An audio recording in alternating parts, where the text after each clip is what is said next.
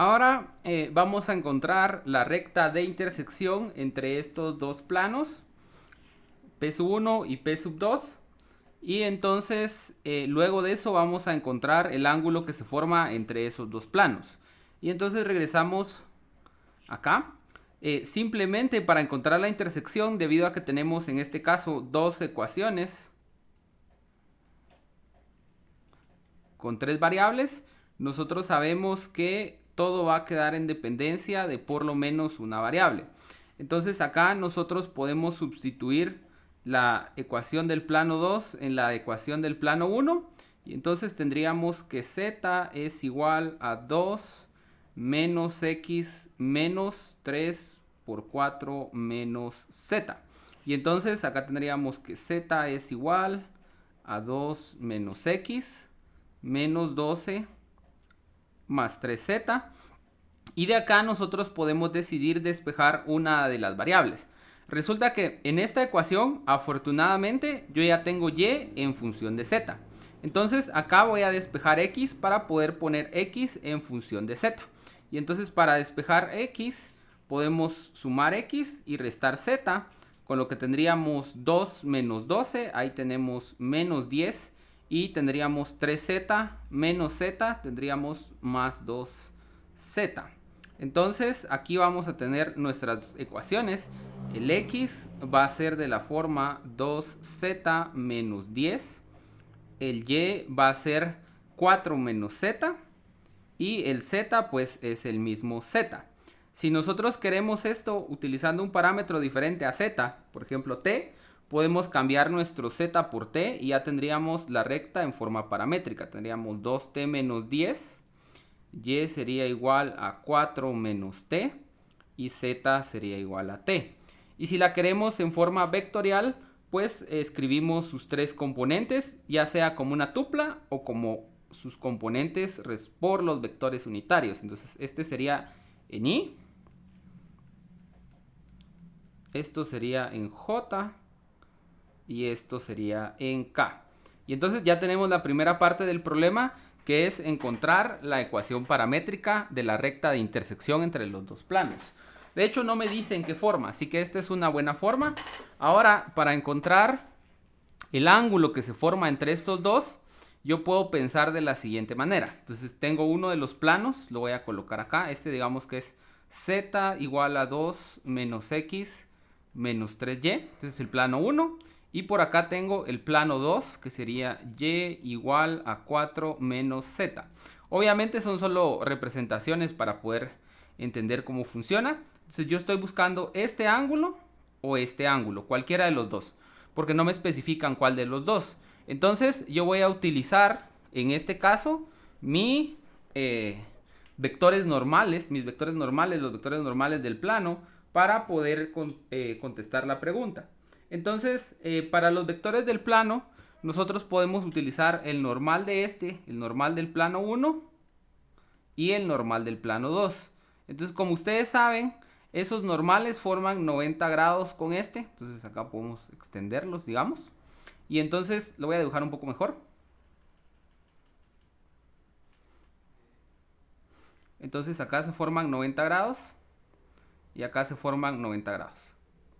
Entonces el ángulo que se forma aquí abajo sería el mismo que se forma aquí.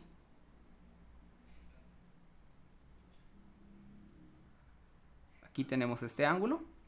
Y nosotros podemos encontrar el ángulo que se forma entre los dos vectores normales. Este sería el de 1 y este sería el de 2. Para encontrar los vectores normales, nosotros podemos reescribir estas ecuaciones de la forma que ya lo habíamos hecho en un ejemplo anterior, donde teníamos que los planos generalmente van a tener esta forma, ¿verdad? Así. Entonces, al escribir de esa forma, vamos a obtener x más 3y más z igual a 2.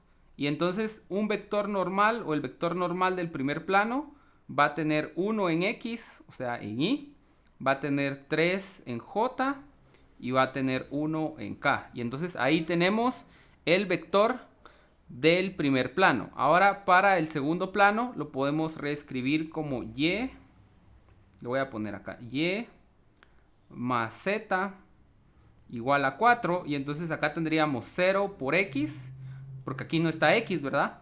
Entonces mi vector n2 sería 0 en y, 1 en j y 1 en k.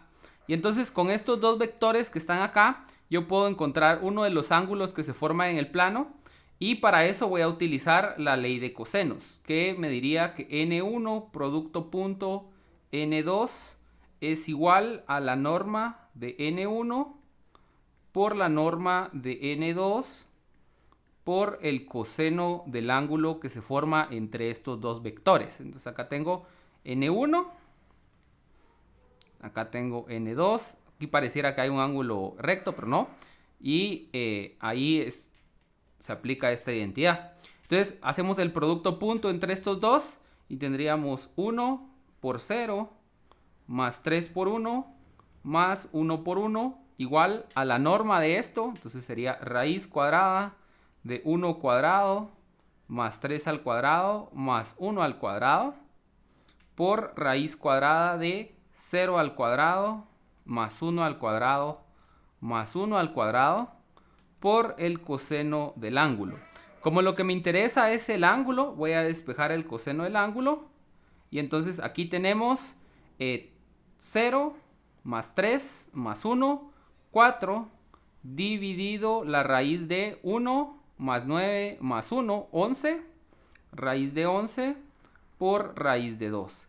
Y entonces para aproximar el ángulo yo puedo utilizar el coseno inverso. Y entonces eso es lo que voy a utilizar. Lo podemos calcular con la calculadora para aproximarlo. Y entonces acá tendríamos coseno inverso de 4 dividido raíz de 11 por raíz de 2. Y entonces vamos a aproximar 4 dividido raíz de 11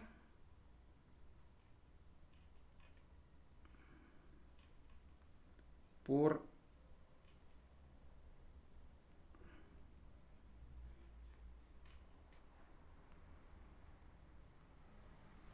punto 54. 9.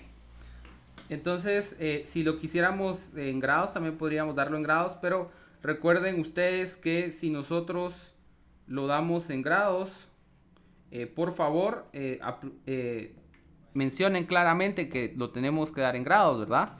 El otro ángulo que se forma entre los planos podría ser pi menos alfa, y entonces nosotros escogemos cualquiera de estos dos como el ángulo que se forma.